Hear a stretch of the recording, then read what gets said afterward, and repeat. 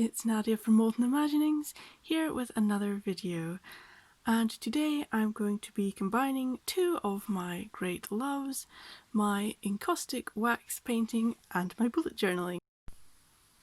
Initially I will be painting on this special sealed card because in order to do a wax painting with the iron there needs to be some fluidity to the wax, and I can't do that in my journal, but later on in the video I will be using my stylus directly in my journal, so stick around for that.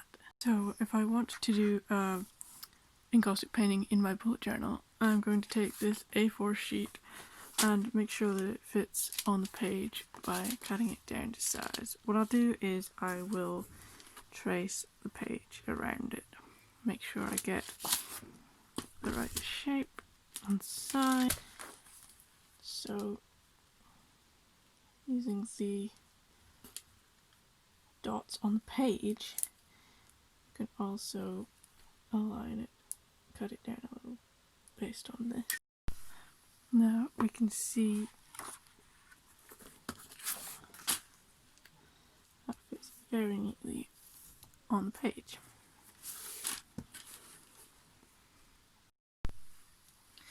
I want something of a more Christmassy scene, since this is a December plan with me. So have a nice dark sky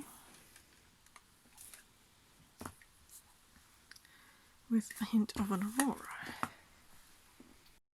So when I started, I didn't really have a clear idea where I was going with this, so I messed up the sky a little bit to start with. But it's easy with this card just to wipe off what you don't like and start again, which is what I did here.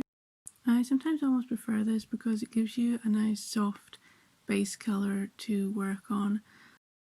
Like how the white of a page can be a little bit daunting to start with.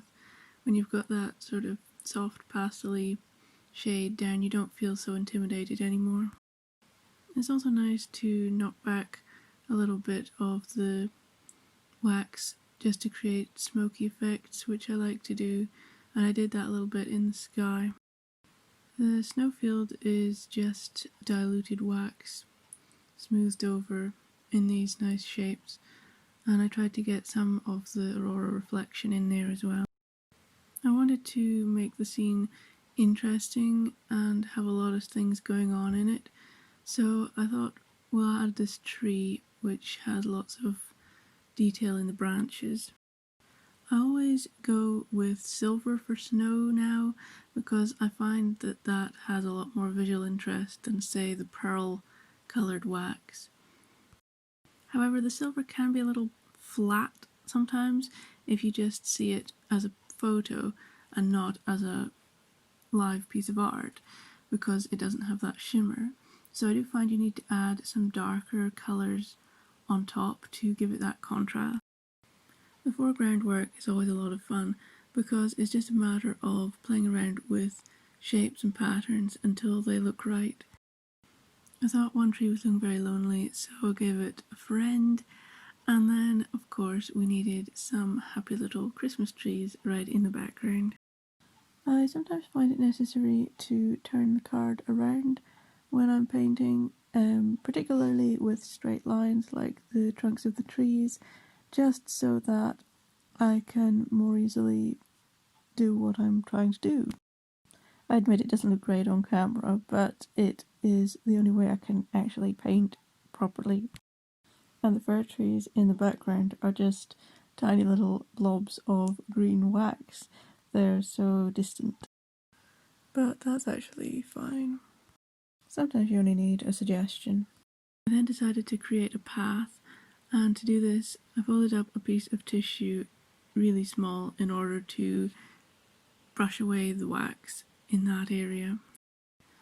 Again, I wasn't happy with my first idea for where I thought the path was going, so again I just smoothed that out and repainted the foreground and changed the direction of the path. I added some stars in the sky, which immediately makes the whole scene look a bit more magical.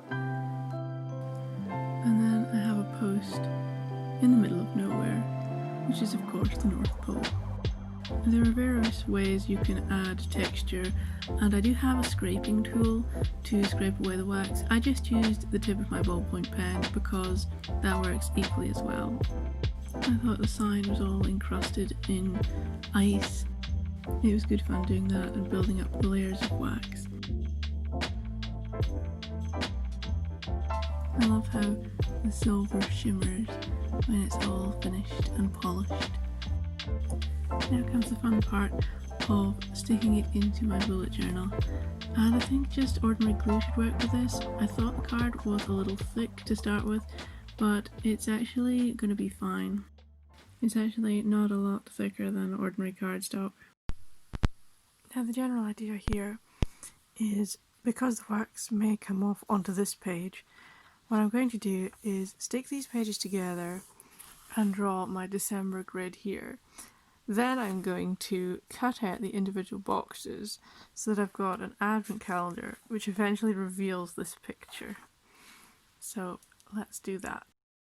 I did place a layer of card under this so that when I'm drawing with Spyro it wouldn't scratch any of the wax underneath. I probably should have drawn out this grid before I stuck the picture down, but luckily there was no scratching through the paper and my picture was fine underneath. So I have included all 31 days of December, and in these little boxes I'll write down like my shift times and what I usually write on a calendar spread. I just haven't got like the days of the week on it because there wasn't really a lot of room. Now for one final touch.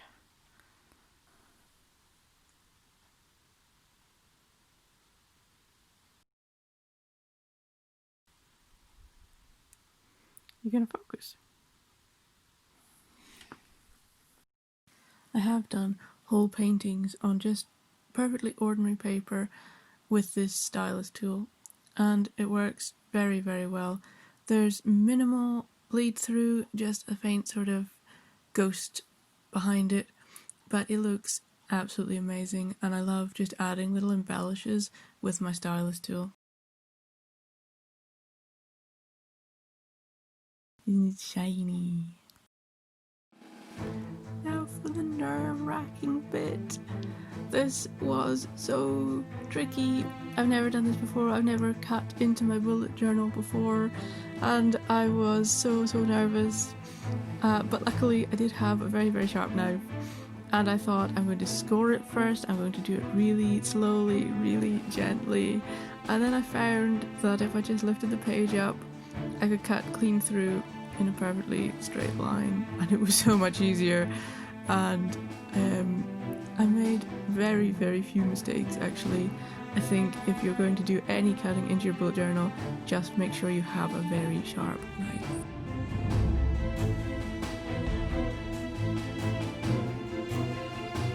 And now for the other 30 days. I'll just speed through this because, as you can tell, my light was going in this. I turned the lights on. Unfortunately, the light quality is not amazing, and sorry for that. I did buy a ring light. Unfortunately, for some reason you can see a shadow of it, and I don't know why that is because I thought I'd set it up right. Obviously I haven't.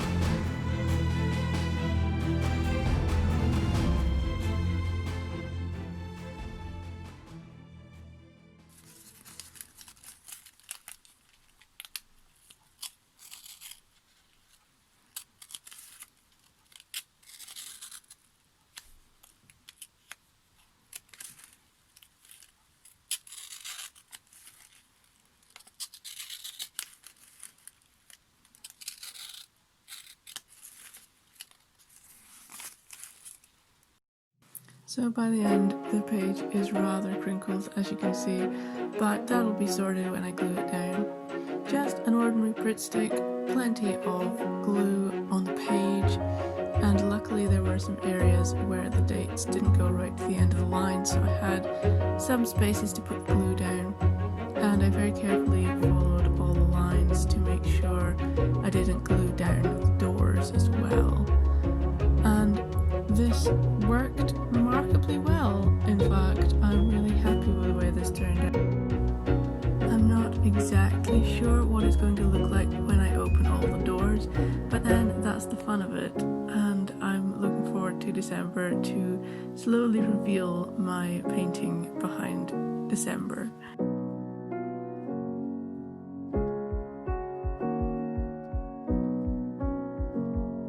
I don't think the sign which says North Pole is actually on December 25th. That would have been nice. I didn't consider that until near the end, and we'll just have to see how it turns out. Thank you very much for watching, and I will show a reveal at some point towards the end of December. Thank you for watching.